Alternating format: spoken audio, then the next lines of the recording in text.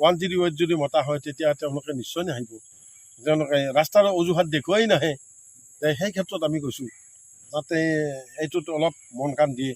আমাৰ যিহেতু আমাৰ এতিয়া বৰ্তমান আমি UPPL চৰকাৰ আছে, আমাৰ MCL কাতিৰাম বড়ো আছে, আমি তেখেতকো অনুৰোধ কৰিম যে তেখেতে যাতে অলপ সজাগ লৈ আমাৰ এই অঞ্চলটোত মানে এইখিনি উন্নতি কৰে, সেইটোকে আমি বিচাৰিছোঁ। কিমান বছৰ এইটোতো ৰাস্তা বাৰে বাৰে এইখিনি ক'ব নোৱাৰোঁ আমি। এইখিনি ৰাস্তাটো আপোনালোকে দেখিছেই যে বাগানপাৰাটো নয়াবস্তি আমাৰ এই ৰিপেয়াৰিঙৰ নামত চলি আছে, ৰিপেয়াৰিঙৰ নামত মানে আগতে দন্ত কৰিছিলে, তাৰপিছত আৰু পিছত কৰিলেই, কৰাৰ পিছত তেনেকৈ যে ভাঙি যায় আৰু ৰিপেয়াৰিং কৰে, কিন্তু পকা ৰাস্তা নহ'ল।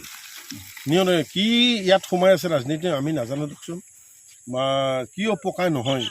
বাকী আমাৰ এই অঞ্চল, আমাৰ BTADৰ বিশেষকৈ বাক্সাৰ বিভিন্ন ৰাস্তা মানে হৈ গৈ আছে, ইমান ধুনীয়া ধুনীয়া ৰাস্তা হৈছে, কিন্তু এইখিনি বাগানপাৰাটো নয়াবস্তি কি মানে মেৰপাক চলি আছে আমি নাজানো। সেই ক্ষেত্ৰত কৈছোঁ যাতে ভাল হয়, মানে সুচল হয়, সকলোৱে জনসাধাৰণ সকলোৱেই যাব পাৰে। এই ক্ষেত্ৰতো আমাৰ কোনো জাতি বৰ্ণ নিৰ্বিশেষে কোনো কথা নাই, ইয়াত সকলো মানুহে যাতায়াত কৰে। এই যাতায়াতৰ সুচলৰ ব্যৱস্থাটো যাতে একদম ভাল হয়, তাৰ কাৰণে মই সকলোকে তাৰমানে এই চৰকাৰৰ লগত জড়িত ব্যক্তিসকলক বিশেষকৈ আমাৰো সহায় সহযোগিতা লাগিব, ৰাইজৰ সহায় সহযোগ।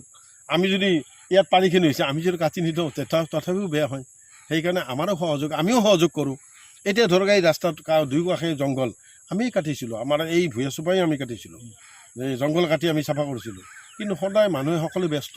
ইয়াত যিহেতু এখন চৰকাৰ আছে, ইয়াত অন্ততঃ PWDৰ হেৰিও আছে, লেবাৰো নিশ্চয় আছে। আজি কথাটো কৈছিলোঁ এই লেবাৰবিলাকেওতো তেওঁলোকে কোনো কাম নকৰে কিজানি। চৰকাৰক অৱগত বিভাগীয় আমি হ'লোঁ সাধাৰণ মানুহ, আমি এতিয়া ক'ব পাৰোঁ। ধৰক আগতে আমি যেনেকৈ প্ৰাক্তন MCL আমি ফানবাক আমি কৈছিলোঁ, ফলীন্দ্ৰ কুচুমাতাৰীক কৈছিলোঁ। এতিয়াও আমি কাতিৰাম বড়ো যোৱা আমাৰ শংকৰ উৎসৱৰ সময়ত আমি কৈছিলোঁ যে আপুনি আমাৰ এইখিনি ৰাস্তা অন্তত কৰি দিয়ক, এনেকুৱা মানে আমি কৈছিলোঁ। বিশেষকৈ আমি মেমৰেণ্ডাম হিচাপত আমি দিয়া নাই, আমি মানে মুখে যেনে লক্ষ্মী মন্দিৰ সমিতিৰ হৈ আমি গৈছিলোঁ, আমি ইয়াত শংকৰ উৎসৱ হয়, শংকৰ উৎসৱৰ সমিতিৰ হৈ আমি গৈছিলোঁ। তেনেকৈ গৈ আমি কিন্তু আমি কৈছিলোঁ মুখেই এইটো আমি তেওঁলোকক আমন্ত্ৰণ কৰোঁ। ধৰক কিবা এটা অনুষ্ঠানত তেওঁলোকৰ মুখ্য ভূমিকা দিয়াৰ কাৰণে আমি তেওঁলোকক আমন্ত্ৰণ কি কৈছিল তেখেতে? এইটো ভাল কৰি গৈছে, এইটো আমি পৰ্যায়ক্ৰমে কৰি যাম এনেকুৱাকৈ কৈ আছিল। ঠিক কৈ ধৰক নলবাৰীটো সুবৰ্ণতালৈ এইখিনি আমাৰ মেইন ৰাস্তা, তাৰোপৰি নলবাৰীৰ পৰা ধমধমালৈকে অলপ ভাল, কিন্তু ধমধমাৰ পৰা আমাৰ নয়াবস্তিলৈকে বা সুবৰ্ণতালৈকে একেবাৰে দুৰৱস্থা ৰাস্তা, যাৰ ফলত মানুহৰ দুৰ্ভোগ মানে ভুগি থাকিব লগা হৈছে। সেই ক্ষেত্ৰত আমি চৰকাৰৰ ফালৰ পৰা আমি মানে অনুৰোধ কৰোঁ যাতে তেখেতলোকে আমাৰ যাতায়াতৰ কাৰণে এই ৰাস্তাটো বিশেষকৈ নয়াবস্তি টু বাগানপাৰা ইমান দুৰ্ভোগ ভুগিবলগীয়া হৈছে।